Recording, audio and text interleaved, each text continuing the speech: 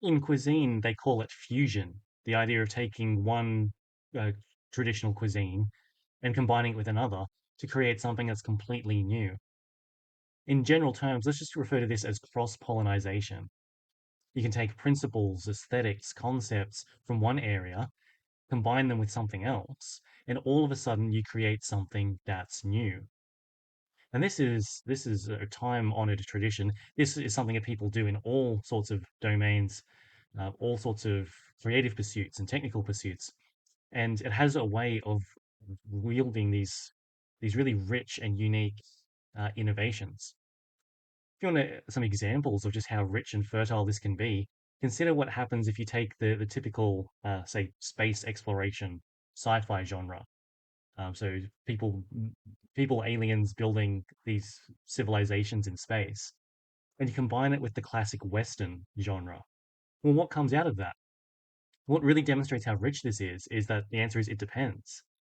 Because combining spacefaring sci-fi with Western can either get you Cowboy Bebop, or Firefly, or Star Wars, or StarCraft, or countless others.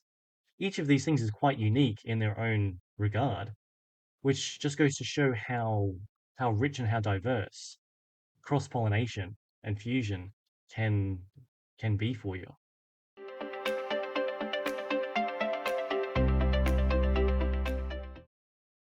Now, the typical advice on how to go about doing this yourself, whether you're pursuing something that's more creative or more technical, is to consume widely. This is very good advice in general, but especially for this. You want to fill your brain up with all sorts of all sorts of insights from your profession, from related professions. You want to study outside what you think is going to be directly relevant. Because the answer to your problem might be some insight you glean from a romance novel, or it could be from the field of biology or astronomy.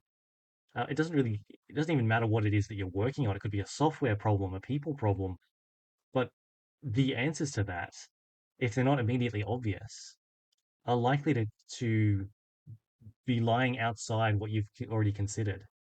And so go outside of what you've already considered. Explore other domains. Keep an open mind and really look for what's out there. Of course, even though this is a good thing to do generally, just to be a well-rounded and enriched human being, this is quite slow and undirected. Uh, So perhaps there are other ways that we can approach this.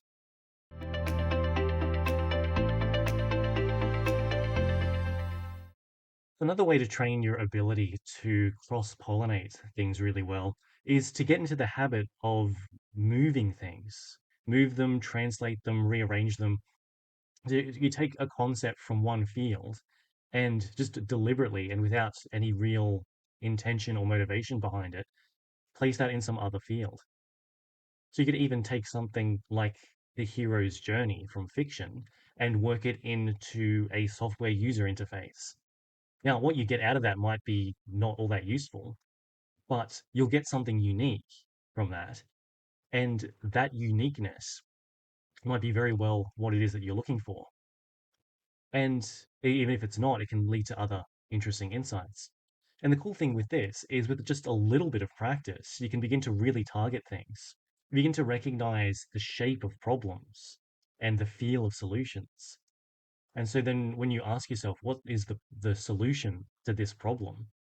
Something from the back of your mind, from something that you've already encountered, is more likely to come readily to your mind.